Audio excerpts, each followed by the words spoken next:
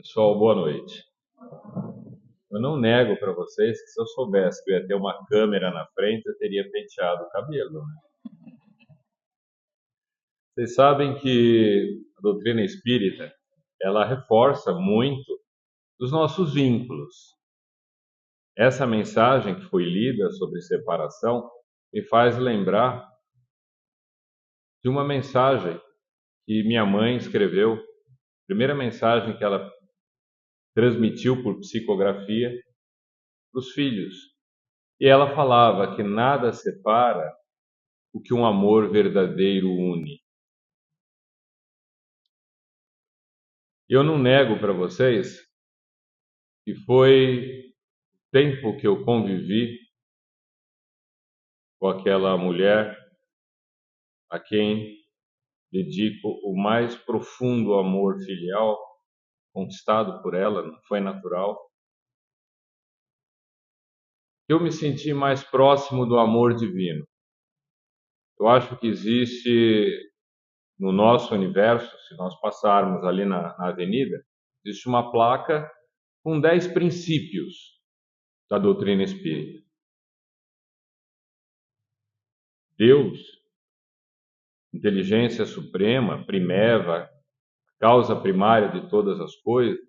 Então, tudo aquilo que ocorre na nossa vida, de certa forma, passou pelo crivo do Criador e foi permitido viver aquilo.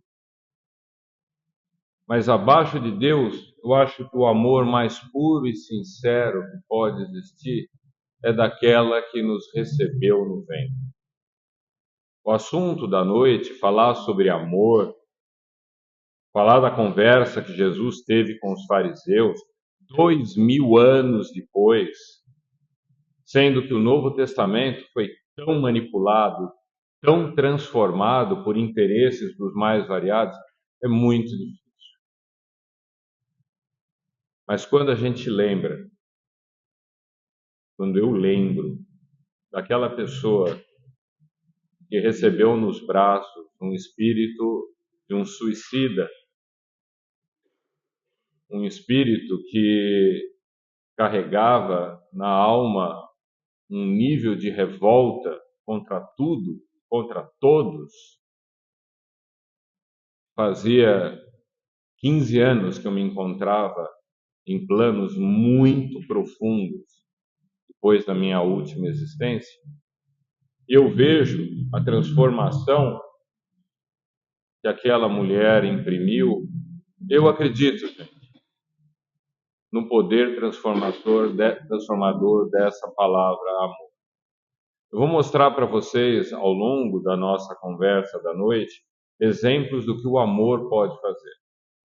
Há alguns anos, eu tive o prazer de orientar algumas pessoas. Eu trabalho no antigo curso, de Medicina Veterinária, Faculdade de Odontologia de Araçatuba, e eu tive a honra de conhecer algumas pessoas de Santa Fé lá, se tornaram bons amigos.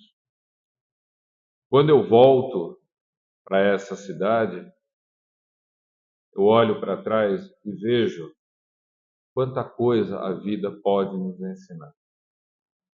Jesus, sempre Jesus. Mas não pensem, nós vamos falar sobre amor ao próximo. Quantas vezes nós pensamos o quão é difícil, em algumas situações, respeitar quem não nos respeita? Quantas vezes a nossa primeira reação é agir segundo a pena de Talião, olho por olho, dente por dente? Quando a gente pensa em amar o próximo, em rezar por aqueles que nos fizeram mal, em elevar a nossa condição vibratória, desejando bem para todos aqueles que inclusive nos prejudicaram, nós pensamos que o amar ao próximo talvez não seja tão fácil assim. E todos nós nos sentimos deprimidos. Falar que alguém olha amar ao próximo como a si mesmo, quase todo mundo fica deprimido com essas palavras, porque aparentemente é muito difícil. Se você já pensou isso alguma vez, não sinta vergonha desse seu pensamento. estar encarnado foi pesado até para Jesus. E eu mostro isso para vocês de maneira muito simples. Existe um livro escrito por um professor universitário americano, cristão, tá? Inclusive ele estudou teologia porque ele queria ser pastor, o Sr. Bart Ehrman.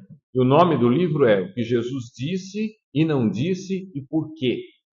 Ele analisa as traduções bíblicas e trechos do Novo Testamento que foram conscientemente modificados. Quando você termina o livro, você compara, agora falando como espírita, ou alguém que procura ser espírita, porque é muito difícil. Não dá para ser espírita se você não ama o próximo, se você não vê a pessoa que a vida coloca na sua frente como aquele que é o teu próximo. Não dá. A gente pode até estar tentando chegar lá, mas não chegou. Quando você olha e compara muitas das frases de Jesus encarnado, e você compara com as mensagens que foram transmitidas após a crucificação, muitas recebidas mediunicamente, outras através também de fenômenos mediúnicos, mas de voz direta, de materialização de Jesus, você percebe que não foi fácil até para Jesus conviver com o ser humano encarnado. Quando nós pensamos na dor que Jesus teve na terra, não tem como você não pensar num prego romano com 25 centímetros, entrando, por exemplo, junto dos calcanhares, ou então perfurando o espaço de desdô na mão para sustentar alguém na cruz. Gente, aquela dor ele sentiu por 2, 3 horas.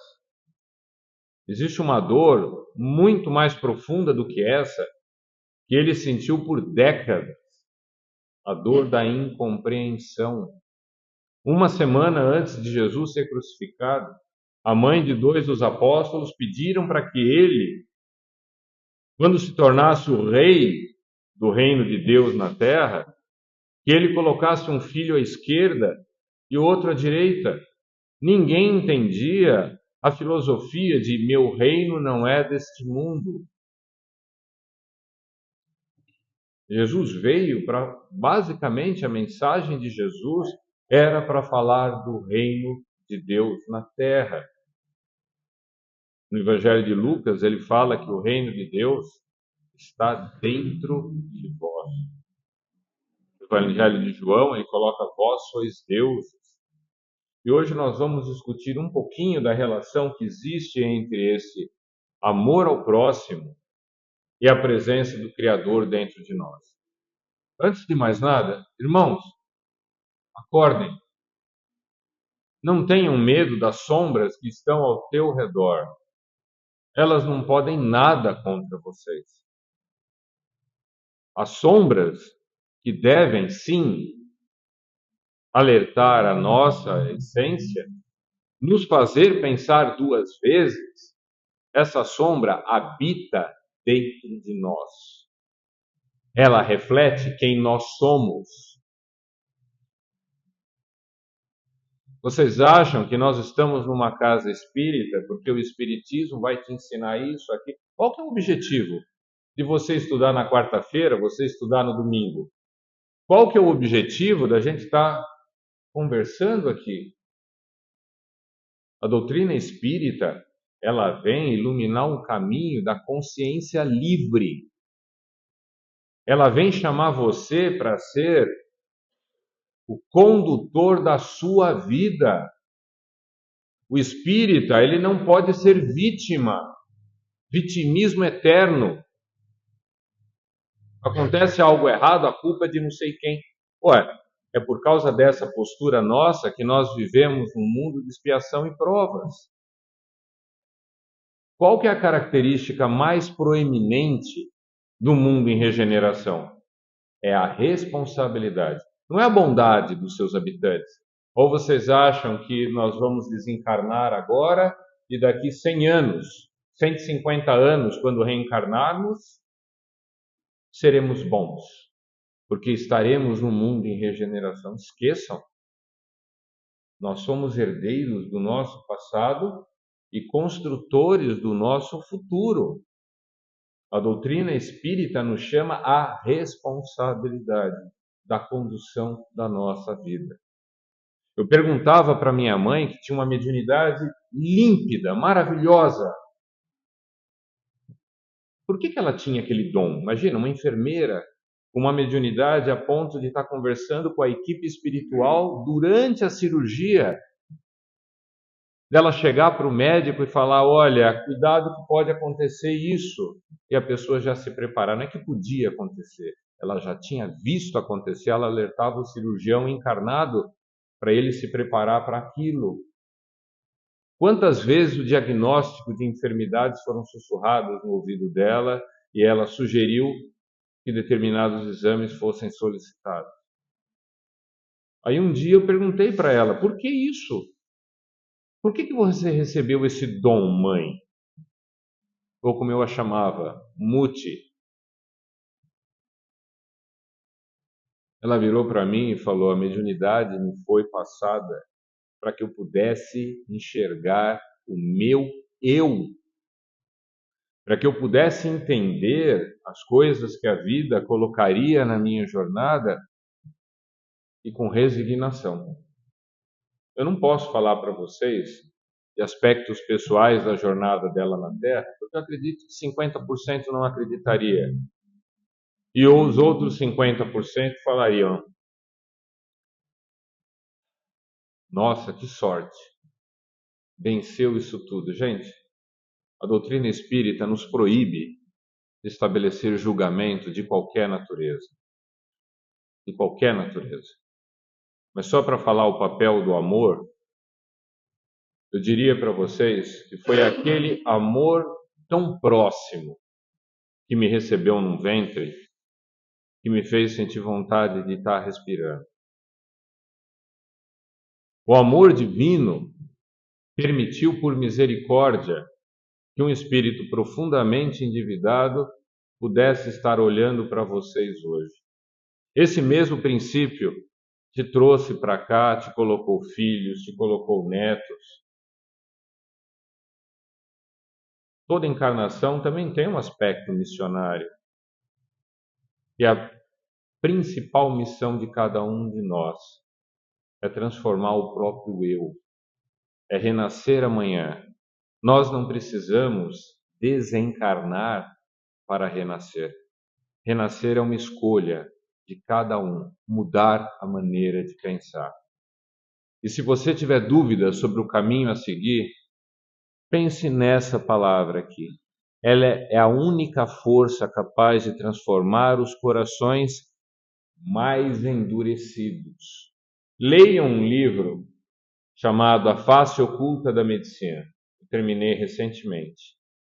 Nesse livro, o autor é um médico cirurgião, Paulo César Frutuoso, ele já veio aqui na nossa região. Ele fala quando o principal cirurgião trabalha com eles nesse centro no Rio de Janeiro.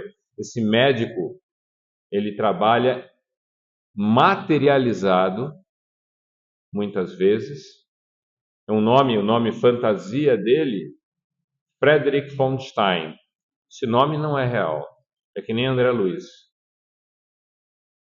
E quando ele descreve como esse espírito foi levado para tratamento e as coisas que ele falava, a arrogância que ele transmitia, a doença que ele carregava, porque as pessoas acham que a doença é o câncer, a doença é alteração degenerativa, alteração de desenvolvimento, as neuropatias.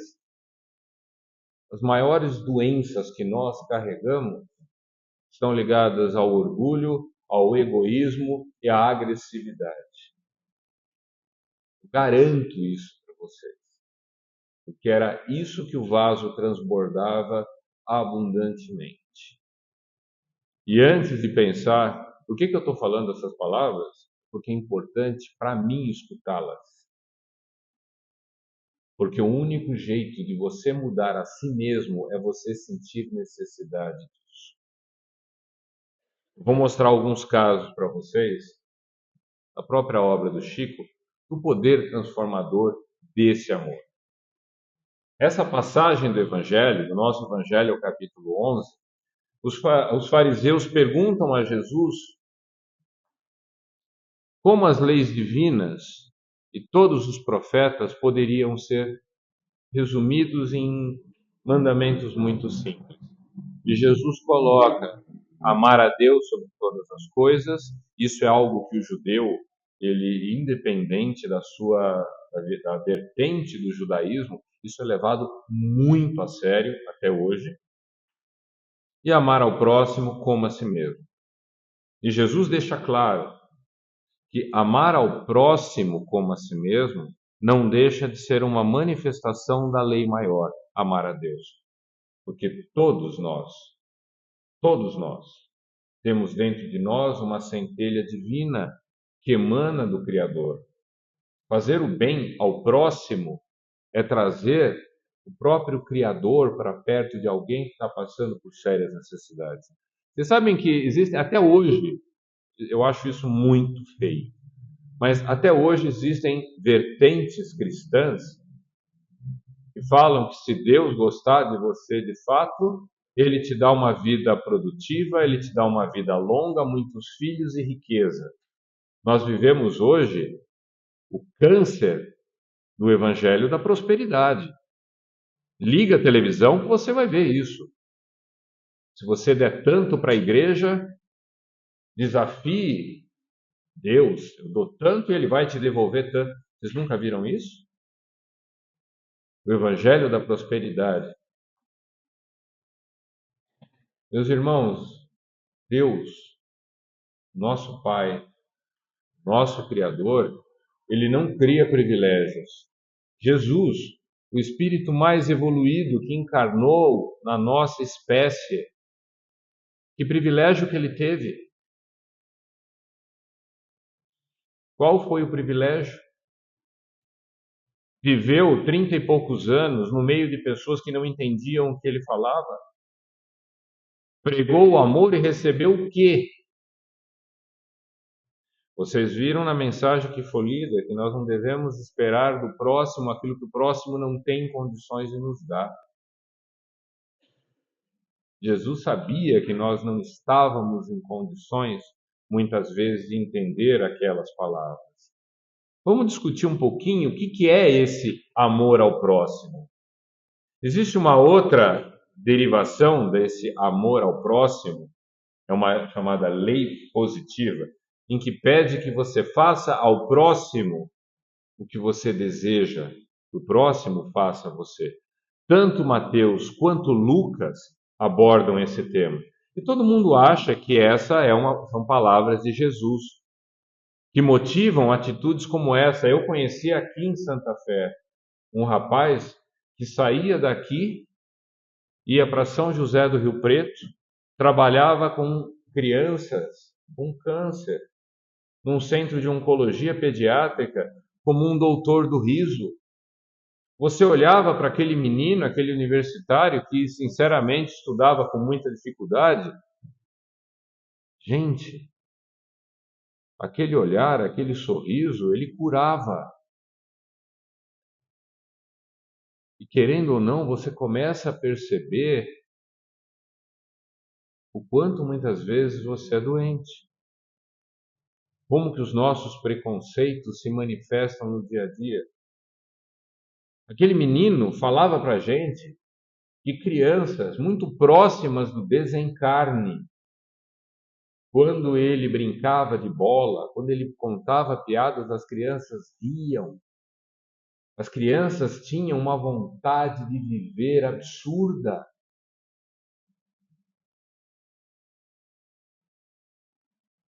Ele, com certeza, impactou a vida de muita gente, mas todo mundo olha essa imagem e pensa o quanto que esse querido irmão nosso está doando para essa criança. O que a gente não percebe é que existe uma troca. A gente pensa na lei de ação e reação só o lado ruim.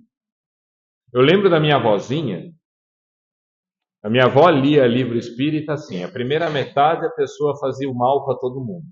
Aí desencarnava, ia para um lugar ruim, depois de alguns capítulos reencarnava e sofria um monte de problemas. E ela virava para a gente como criança e falava: tá vendo? Agora ele vai pagar tudo que fez de errado. Pessoal, a lei de ação e reação, ela não é assim. A lei de ação e reação, ela está profundamente interligada com a lei do amor. Essa lei do amor permite que nós venhamos a resgatar os nossos débitos, que nós venhamos a trabalhar a nossa essência, seguindo critérios e condições que nós já aprendemos a suportar e tolerar. Existe uma música, um sambinha paulista, que fala, Dona Irã Barbosa, hein? Eu, como bom paulistano do Bexiga, Deus dá o frio conforme o cobertor. Quando você fala que Deus te dá o frio conforme o teu cobertor, você pensa que até o frio que te atingiu tem um papel a exercer na tua jornada. É bem por aí. E aquelas palavras não são de Jesus. Aquelas palavras são muito mais antigas do que eles. Eu vou mostrar a origem. Estar na casa espírita é bom. Realmente é bom. Mas é muito melhor quando a gente permite que a doutrina espírita penetre dentro de nós. É essa que é a verdadeira essência. Eu achei essa frase esses dias, e de fato é. A igreja que vai impactar o mundo não é a que você está indo, é aquela que você está sendo. Tem gente que acha que ser espírita é aqui.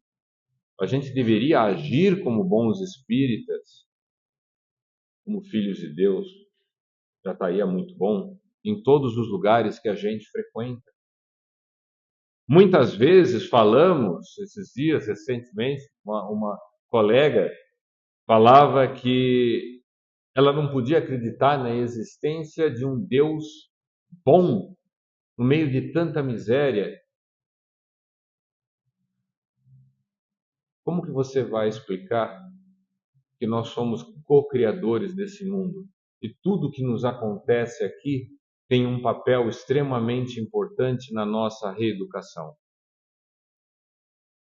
Nós ficaríamos semanas num estudo discutindo a lei de ação e reação, mas eu garanto para vocês que não existe nada que acontece na nossa vida por acaso. Minha querida irmã, eu citei um exemplo para vocês agora há pouco. Meu pai um dia chegou para mim, minha avó numa cama, por causa de um acidente vascular encefálico que ela teve, ele com um tom de indignação. Meu pai foi o homem mais inteligente que eu conheci,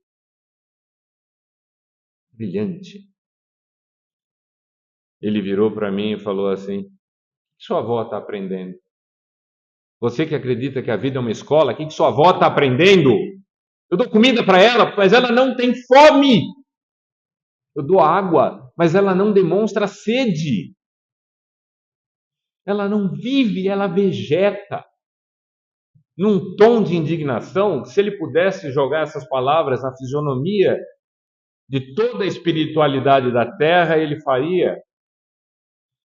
Pouco tempo antes de falecer, ele muito mais calmo, virou para mim e falou que ele achava que a mãe dele não estava mais assim aprendendo tanto. Estava assim, mas ele falou que ela estava mais ensinando.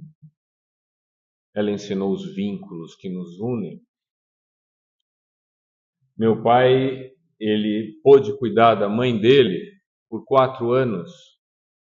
E durante aqueles 4 anos, ele pôde agradecer muitas coisas que ele recebeu daquela velhinha. Talvez um dia ele assista esse vídeo e ele vai entender o que eu estou falando. Nada acontece por acaso, nem o momento da nossa partida, muito menos o do nosso reingresso. Essas palavras que eu falei para vocês, atribuídas a Jesus, não são de Jesus, são de um sábio judeu, fariseu, Hillel. A palavra fariseu, Farat Sahaim, essa palavra, os judeus que nós chamamos de fariseus, eram aqueles que aceitavam discutir a lei. 29 anos após a morte de Jesus, o irmão de Jesus, Yaakov, Bar Yosef, Tiago, filho de José, foi morto por apedrejamento. Isso é histórico, isso não está em textos cristãos.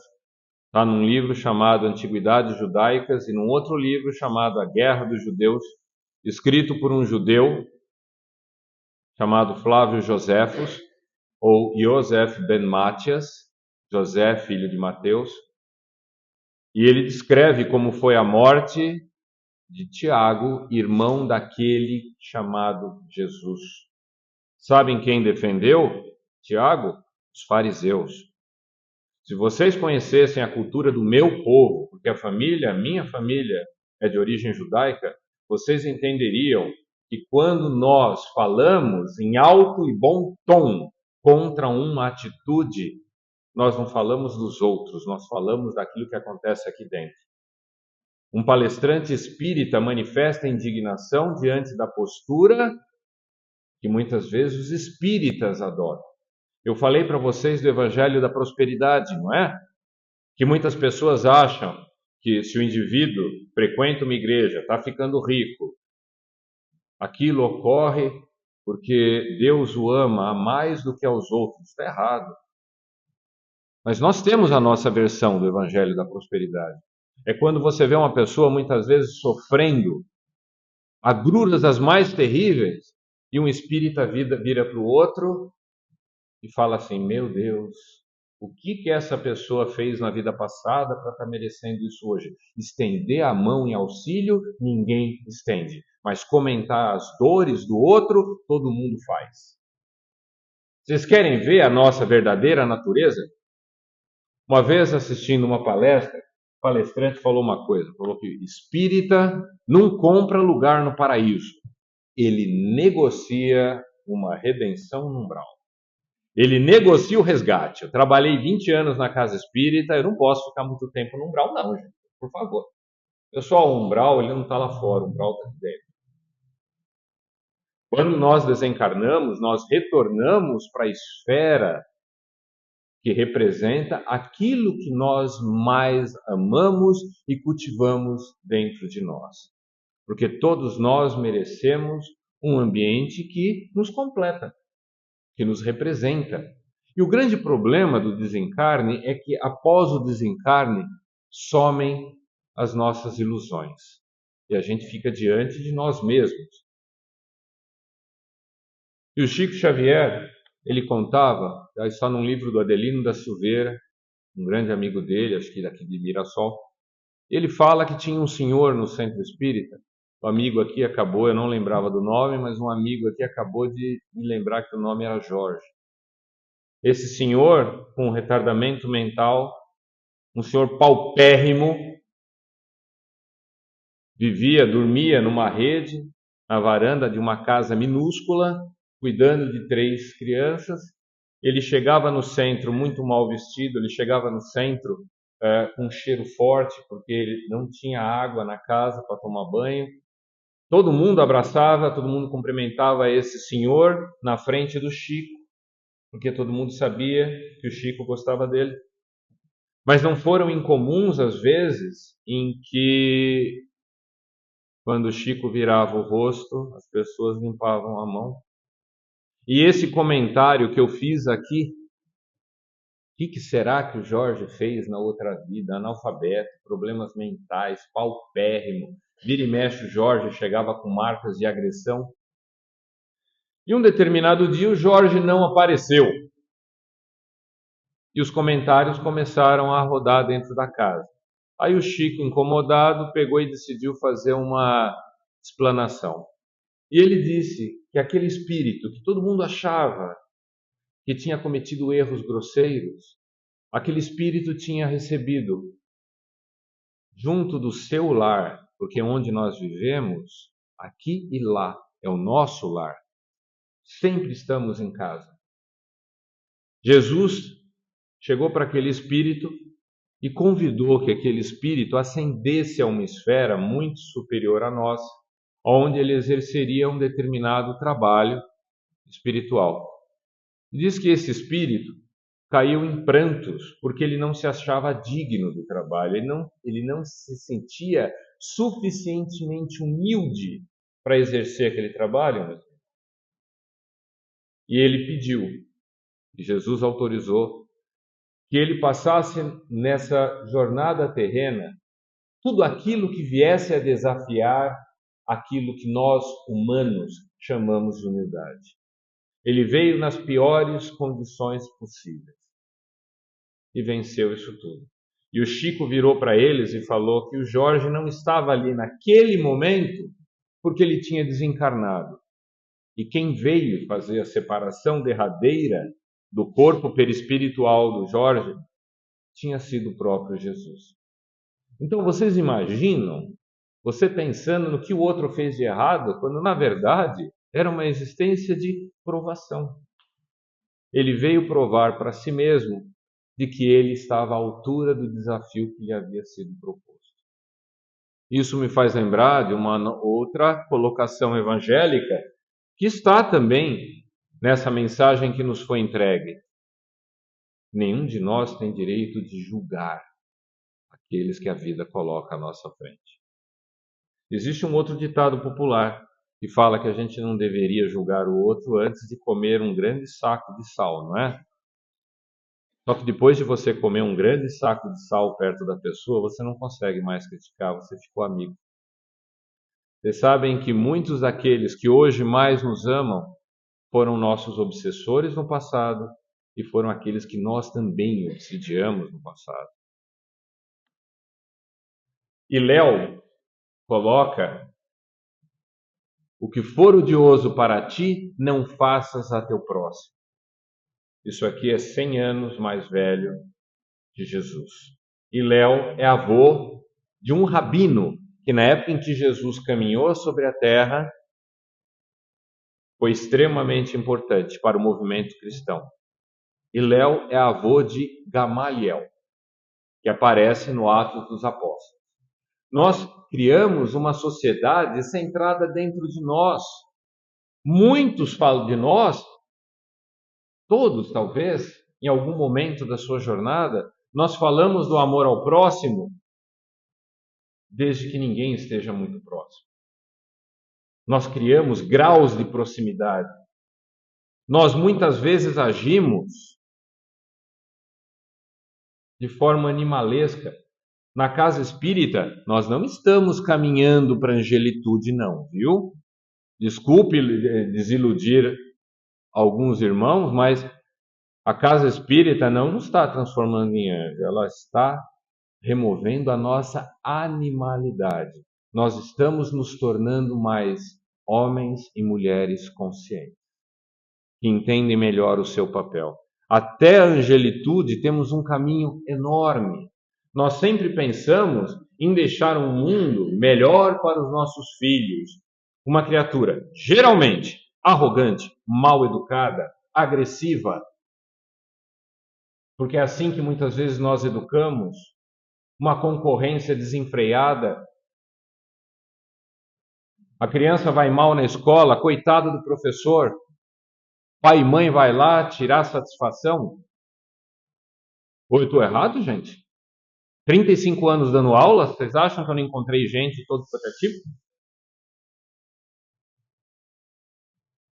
Será que não seria melhor deixarmos esse egoísmo, esse mundo centrado no nosso umbigo, em vez de pensar em deixar um mundo melhor para os nossos filhos, vamos começar a deixar filhos melhores para o mundo?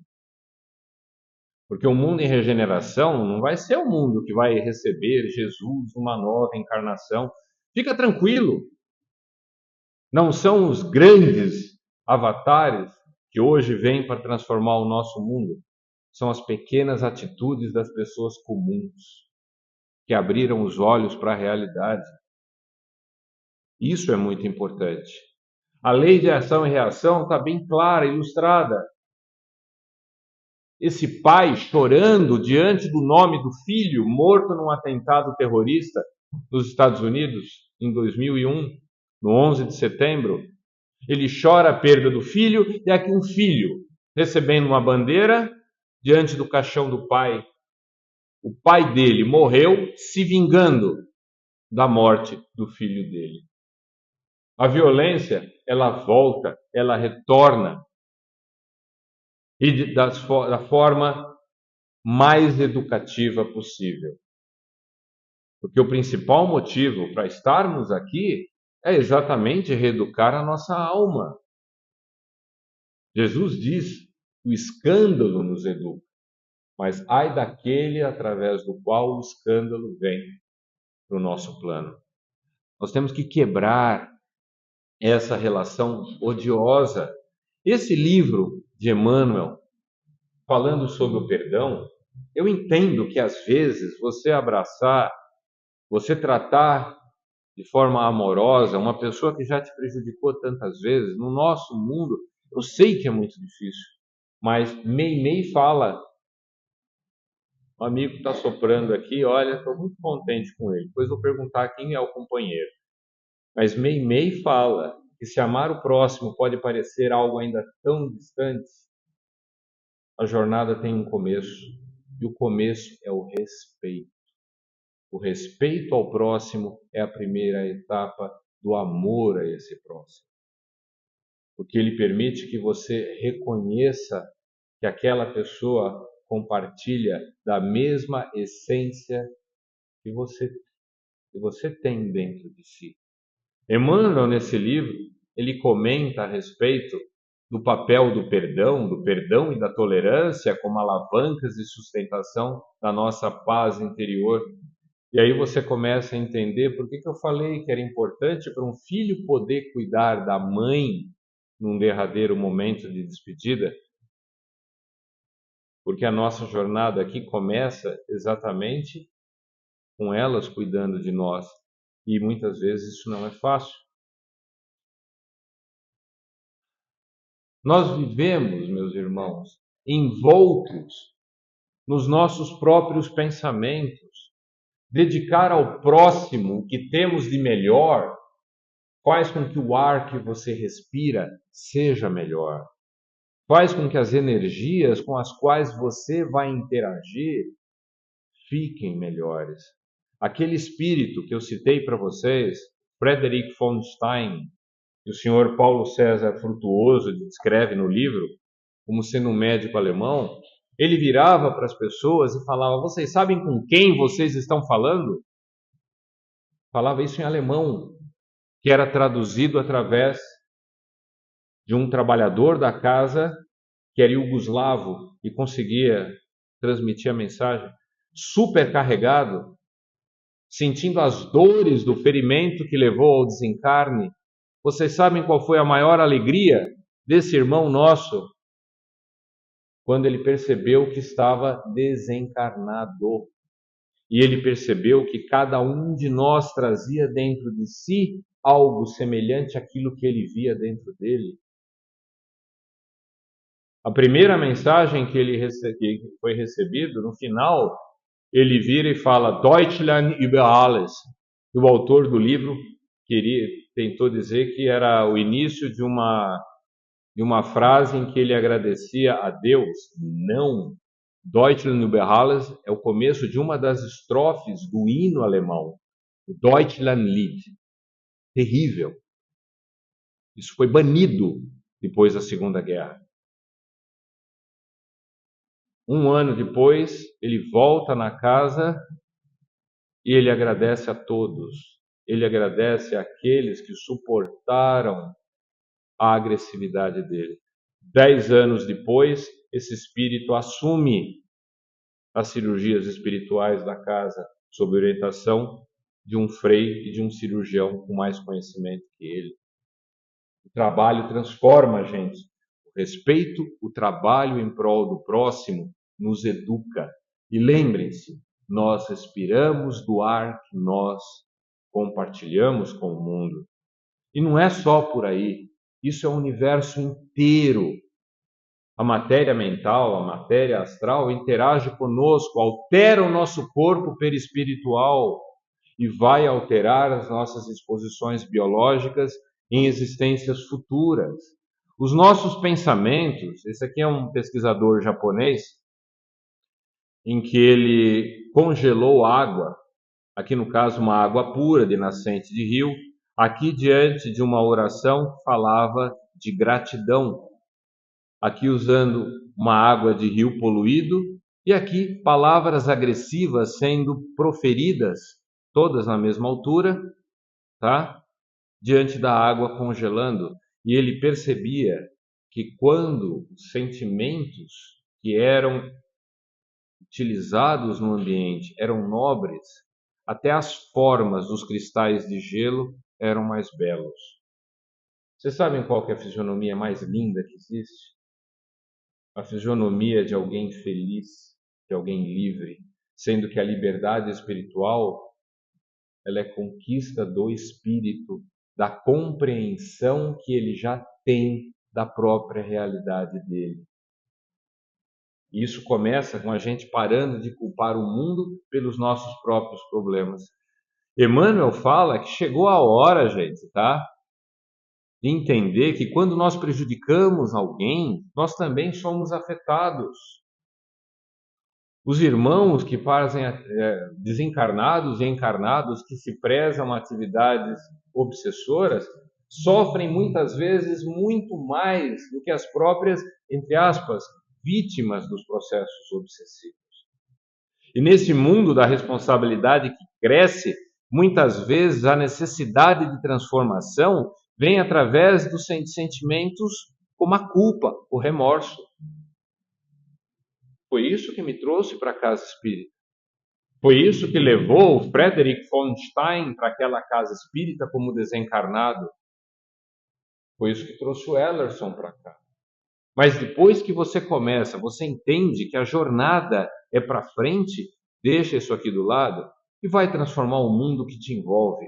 Os nossos sentimentos, eles estão tão profundamente arraigados dentro de nós, eles não começam no momento em que passamos a encarnar como seres humanos. Os animais também sentem e compartilham.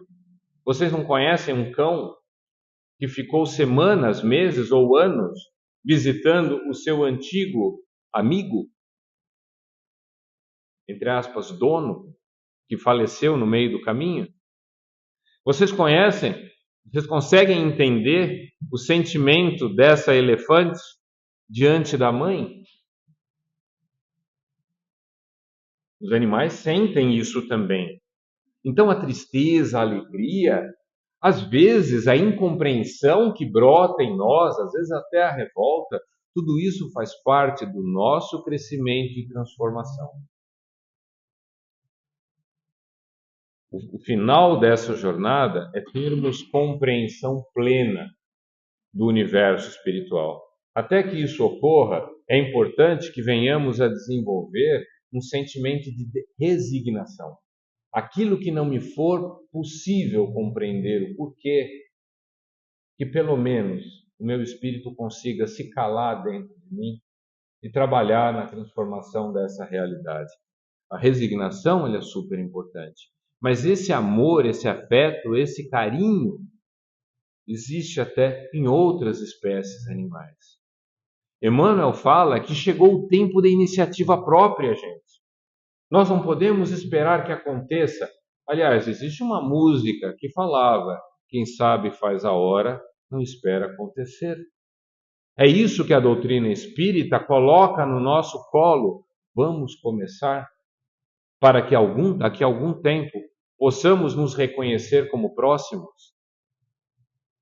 Vamos começar a trabalhar o nosso eu a ponto de você sentir as dores daquele que padece de fome, fome do conhecimento, da fome material, para que você compartilhe aquilo que você já aprendeu. Isso é importante.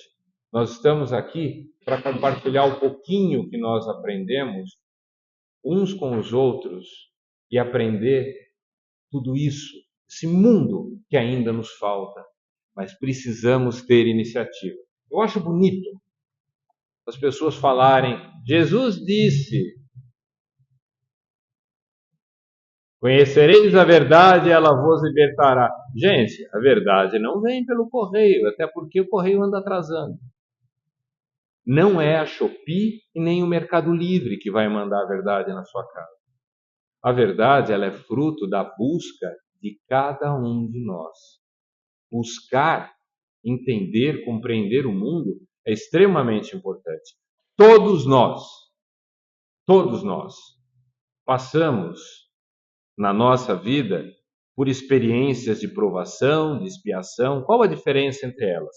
A expiação, você está reparando erros, você está reequilibrando o ambiente que você mesmo bagunçou. A provação, como o próprio nome fala, é uma prova do seu crescimento. A mediunidade, inclusive, ela está presente e se expressa nessas três situações.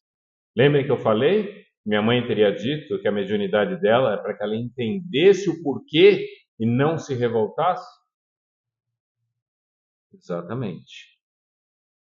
A misericórdia divina começa com o ato mais maravilhoso que permite o esquecimento, muitas vezes, que aquele espírito carrega e o reingresso numa realidade nova, em que ele se sente frágil, mas ele se sente livre, livre para novas escolhas. Essa lei do amor, gente, ela recebe vários nomes, essas leis divinas. Eu adoro a lei de aprendizado ou a lei de ciclo, mas ela se manifesta como perdão, misericórdia. Nenhum de nós estaria encarnado agora se não fosse a misericórdia do Divino Criador. E quando eu falo do poder terapêutico, do sentimento amor, eu lembro dessa menina, Maria Célia Marcondes, uma criança excepcional que desencarnou aos 24 anos. Está nesse livro, Feliz Regresso. Esse livro de Chico traz as mensagens dela, mensagens da irmã, Maria Helena. Essa menina, ela tem aquilo que a gente chamaria de face com idiotia, o sorriso de idiotia. Por que tem esse nome? Porque antigamente se falava que só pessoas extremamente ingênuas, por problemas mentais, conseguia ter um sorriso tão infantil sendo adulto. Eu posso ser franco com vocês? Depois de ver muitas pessoas assim, eu entendo hoje que esse sorriso não acontece por causa do problema mental, mas porque existe um espírito dentro daquele corpo que de alguma forma entende coisas que ainda não entendemos de maneira clara. Aquele espírito sabe porque ele está ali. Ela fala que ela andava no umbral, ela era carregada por um irmão, ela, o irmão e mais 3.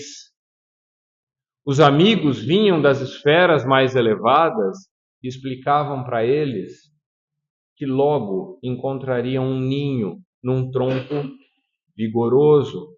Quem era o tronco? O pai. O pai que daria sustentação à família. E ela fala que a mãe era um pássaro lindo, colorido.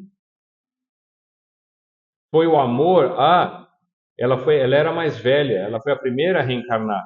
Qual família teria 5 filhos, tendo o primeiro tantos problemas de saúde? Pensa nisso. Quantas pessoas parariam no primeiro com medo de ter o segundo, o terceiro e o quarto? O segundo que nasceu era o espírito, que na esfera espiritual carregava aquela menina. Homerinho. A família, quando recebeu essa mensagem, muito pouco tempo depois do desencarne, falava: como que ela pode escrever se ela faleceu há tão pouco tempo e aqui ela não conseguia falar? Meus irmãos, muitas vezes, alguns desses nossos irmãos que têm problemas sérios de saúde, durante aquele tempo a pessoa está fazendo um curso de aprendizado maravilhoso. Muitas vezes aquela doença física reflete um problema na alma que aquela pessoa recebe no corpo físico e por causa dessa superação ela sente uma liberdade que talvez nenhum de nós jamais sentiu. Isso é muito importante. E ela fala que quem a curou não são os médicos, foi o amor que ela recebeu da família. Quando eu li esse livro, eu tive um pensamento muito infeliz, porque realmente ela sofreu, entre aspas, muito no plano físico. Eu virei e pensei assim, meu Deus, como tem gente doente, como dói. Aí o meu amigo espiritual falou, tem gente que anda, tem gente que fala, tem gente com o corpo perfeitinho e está muito mais doente que ela. Se vocês pegarem esse texto para ler, vocês vão ver a serenidade dela.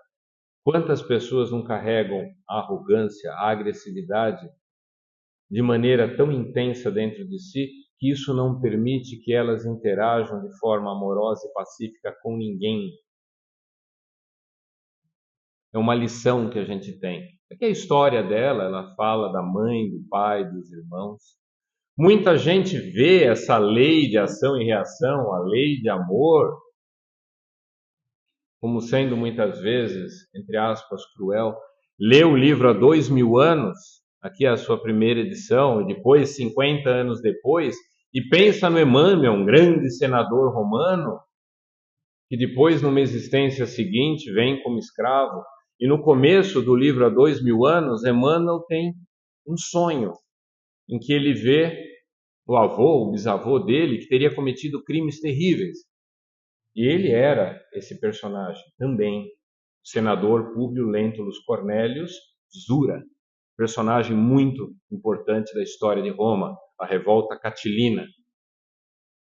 E ele descreve o que ele fez. Quando Emmanuel descreve o que ele fez, os erros que ele perpetrou, é aqui uma estela, uma placa de mármore encontrada em Roma, em que aparece o nome de um funcionário de alto escalão do Império Romano, o senhor Públio Lentulus Cornelius. É a única sugestão de que esse personagem de fato existiu.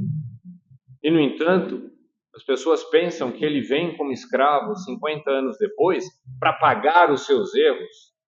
Deus, o nosso Pai, o nosso Criador, esta imagem que Jesus fala, Abba, Abba o que significa Abba em aramaico? Abba é meu Pai. É algo que você falaria quando muito criança. Um adolescente não teria coragem de chamar o pai assim. Abba é aquele que você coloca a cabeça no ombro e fala, estou me sentindo pequeno. E se você pensar no Pai Nosso, essa oração nos foi ensinada para que venhamos elevar o pensamento ao Pai sempre, mas principalmente quando estivermos nos sentindo pequenos. E nos iguala a todos, como irmãos. Ele vem como escravo, não é para pagar nada, é porque nessa situação, inclusive ele não era escravo puxando carroça, ele era professor de grego, tá? Mas a capa do livro, quando você pensa em escravo, as pessoas pensam assim, fizeram uma capa que correspondia às nossas expectativas. Mas ele vem assim porque existe todo um aprendizado que, como senador romano, ele não poderia fazer. Existe todo um mundo espiritual que se manifestaria por ele a partir da humildade que ele conquistaria aqui. É essa transformação de senador em escravo que faz com que seja importante a luta pela conquista da resignação, deixando a revolta de lado. Quando você deixa a revolta de lado, você entende as mazelas que a vida nos traz. Você entende todo esse processo evolutivo e você percebe que no conforto ninguém muda. O conforto não nos transforma. E é isso, acerenando o nosso coração, olhando a vida, as suas mazelas, aqueles que a vida coloca muitas vezes do nosso lado, sem que muitas vezes venhamos a entender, você começa a perceber o sentido das bem-aventuranças do Sermão do Monte teria sido proferido por Jesus. Aquele que cala antes de falar, aquele que consegue se colocar no lugar do outro, aquele que não julga porque não é perfeito. E todos nós estamos em transformação. Eu não sou Ellerson, eu estou Ellerson, já por bastante tempo. E a gente entende que tudo é transitório. No Evangelho de Tomé, que não foi incluído no Novo Testamento, porque nesse Evangelho Jesus não fala de salvação. Porque salvo todos estamos. Ele fala de iluminação interior. Quando perguntam para Jesus o que fazer para tornar a vida mais útil e produtiva, Jesus responde: sejam transeuntes. Ou seja, aonde você estiver, aprenda o que aquilo puder te ensinar. Ensine o que você já aprendeu. 90% das pessoas, ao desencarnar, sofrem muito por causa dos apegos ao mundo que deixaram para trás. Ser transeunte quebra, corta os vínculos obsessivos que nós temos com a vida que foi deixada para trás. E se nós pensarmos na filosofia de que Deus dá o frio conforme o cobertor, bem-aventurados os perseguidos, bem-aventurados aqueles que muitas vezes o mundo procura apagar. Se nós olharmos as pessoas a quem Jesus dava mais atenção, quem que precisa de doente, de médico? Não é o doente? Se você olhar as pessoas a quem Jesus mais dedicava atenção, eles eram aquilo que a sociedade chamava de desgraçados. Desgraçado significa aquele que não tem graça, a graça divina. Uma mulher que fosse pega de cabelo solto poderia ser espancada porque era um ato libidinoso. Uma mulher que dirigisse a palavra a um homem na rua sem a autorização do marido seria tratada de maneira extremamente violenta. A mulher pega em adultério, quando Jesus fala, aquele que não tiver pecado, que atire a primeira pedra, ele inibe a nossa tendência natural de julgar a todo mundo. Se você quer que a pessoa que está do seu lado realmente comece a se tornar próxima de ti, o respeito a ela começa a se manifestar não julgando as escolhas e as opções, porque nenhum de nós carrega, nenhum de nós sabe o peso que a pessoa que está do seu lado está carregando agora. Então nós não temos condições de julgar. Foram essas as pessoas para o qual Jesus dedicou toda a atenção. A cura espiritual, a cura física, ela nos transforma também. Inclusive essa passagem do cego de nascença é muito bonita porque aborda a problemática da reencarnação. Jesus fala muito das crianças e daqueles que vivem à margem do caminho, inclusive falando de uma pessoa assim, ele elogia um samaritano. É um povo que existe até hoje. Jesus fala tanto das crianças e muitas vezes a gente pensa que ele falava das crianças porque as crianças são transformáveis, nós devemos ter a mente aberta como uma criança. Meus irmãos, em Roma, no século I, se um pai colocasse um filho numa praça, ele teria direito de fazer isso, abandonar a criança. E qualquer um que pegasse aquela criança poderia usá-la como escravo até o final da sua existência.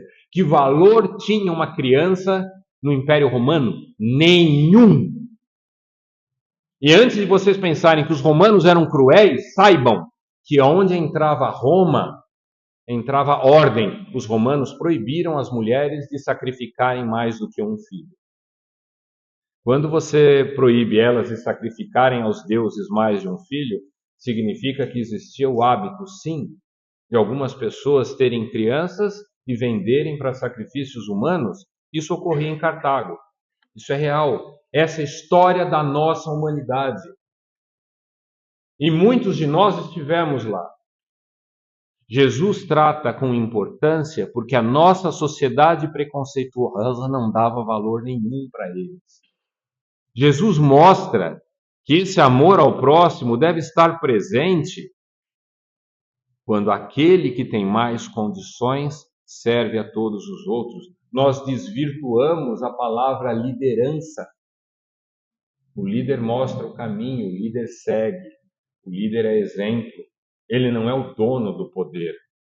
E devemos ser pacíficos, não passivos. Nós temos que transformar o nosso mundo, porque nós só levamos conosco no nosso mundo espiritual íntimo e aquele que vai nos receber aquilo que nós aprendemos a compartilhar, aquilo que nós aprendemos a sentir. Isso é muito importante. E uma etapa desse amor ao próximo de grande relevância é nós olharmos para dentro de nós mesmos, reconhecer quem somos, eliminar as aparências, a pobreza dos estereótipos. O movimento espírita, isso aqui era, acho que em Uberaba, as pessoas para receberem no Natal alimento. O que fez o movimento espírita prosperar e o movimento espírita francês desaparecer completamente é que no Brasil se valorizou uma parte da doutrina espírita que Kardec deixou muito clara, e fora daqui, na Europa, com o tempo desapareceu: a caridade. É a caridade que transforma a todos, aquele que pratica e aquele que recebe. E por fim, aonde que o amor vai nos conduzir? Jesus morreu porque não entenderam que o reino dele não era desse mundo. Se vocês perguntarem para um padre o que estava escrito na tabuinha, em cima da cabeça do nosso mestre, ele diria que estava escrito em latim, em aramaico e grego, a palavra, a expressão Jesus Nazarenos Rex Iudeorum, Jesus de Nazaré, rei dos judeus. Meus irmãos, isso é uma piada. Colocaram ali exatamente porque Jesus nunca pretendeu ser rei de um reino nessa terra. Depois que ele foi crucificado, os saduceus ficaram revoltadíssimos com Pilatos porque tinha aquilo ali. Ele não é o nosso rei. Nós não entendemos, muitas vezes, a natureza do que ele fala. Há algumas décadas, esse livro foi redigido, quando se pretende falar da vida. E eu encerro aqui para não me estender mais. Esse menino, tá, é o autor do livro, da família Buscati, aqui do lado do pai. Médico, acho que ortopedista em São Paulo. Recentemente, o Discovery Channel fez um episódio falando das psicografias do Chico e dá uma grande atenção a esse rapaz. Eles são judeus europeus, e o menino morreu, se não me falha a memória, com 19, 20 anos, por causa de uma reação alérgica. E quando ele acorda no mundo espiritual, ele vê uma cidade linda, e ele pergunta para o avô dele. Ele não se deu conta que o avô teria falecido há muito tempo. Que cidade que era aquela? O avô fala: é a nossa casa, é o nosso lar. Qual que era o lar deles? Yerushalayim, Jerusalém. A Jerusalém da esfera espiritual. E o menino, sorrindo, virou e falou assim: o que eu preciso fazer para entrar aí? O avô falou: fazer o bem, sem ver a quem. E o rapaz completa: desculpem os meus irmãos cristãos, mas a mensagem de Jesus ela é muito maior do que o personagem histórico que um dia caminhou com a gente. Meus irmãos, eu gostaria de agradecer a casa por ter permitido que aqui eu adentrasse. Agradeço a esfera espiritual por permitir que ao longo das nossas existências tenhamos ficado frente a frente com experiências que vão nos transformar. E eu desejo a vocês que a cada dia, ao acordar, vocês percebam o quanto cada um de nós está ligado a todos os outros. Na década de 70, nos Estados Unidos, no Canadá, na Austrália, na Europa, médiuns começaram a receber uma mensagem. Essa mensagem a origem dela era um grupo de espíritos, e a primeira coisa que esses espíritos falaram: nós já não habitamos mais o plano físico. Há muito tempo a nossa civilização não tem mais corpos como os de vocês. Aí perguntaram para eles o que eles estavam fazendo ali. Eles falaram: viemos compartilhar o caminho, porque todas as formas de vida, da mais simples à mais complexa, todos os seres humanos estão profundamente interligados. Todos somos um. Ao saírem daqui, leiam aquela placa que está no começo, está lá na parede do centro. E nessa placa fala que todos nós fazemos parte da humanidade cósmica. Alguma coisa me fez ir ali para ler isso. Eu diria mais: todos nós fazemos parte de uma única humanidade, somos filhos do mesmo Criador, compartilhamos a essência, todos nós somos um só. Só poderemos ser felizes plenamente quando ninguém mais derramar lágrimas, a não ser de agradecimento. Que Deus seja sempre louvado. Gott über alles. Deus acima de tudo. Um beijo, um abraço, amor para vocês. Obrigado.